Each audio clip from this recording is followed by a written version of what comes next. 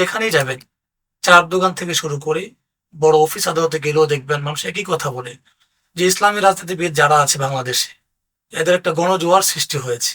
অতএব তারা যেন পরস্পরের মতাদর্শ, পারস্পরিক হিংসা বিদ্বেষ, পারস্পরিক কাদা ছোড়াছুড়ি এগুলোর ঊর্ধ্বে উঠে তারা যেন ব্যক্তির স্বার্থকে জলাঞ্জলি দিয়ে, দলীয় স্বার্থকে জলাঞ্জলি দিয়ে, জনগণের স্বার্থে, দেশের স্বার্থে তারা যেন সবাই একটা ঐক্যের প্ল্যাটফর্মে চলে আসে। কারণ বিগত 53 বছরে যারাই সরকারে এসেছে, আপনি দেখবেন তাদের মধ্যে বিশাল একটা ঐক্যের প্ল্যাটফর্ম আছে।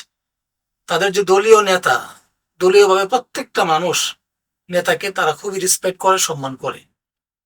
এরকম একটা ক্ষমতা, শক্তি দলীয় নেতার থাকাও বাঞ্ছনীয়।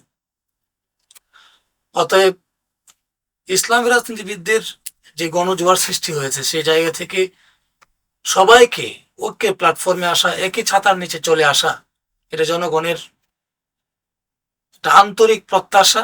দিল থেকে তারা এটা চায় যেন কোনোভাবে তাদের ঐক্যের মধ্যে কেউ ফাটল ধরতে না পারে, ফাটল ধরাতে না পারে, এবং তারা যেন সামনের সারিতে এসে এই দেশকে একটি ইনসাফ ভিত্তিক রাষ্ট্র কায়েম করতে পারে।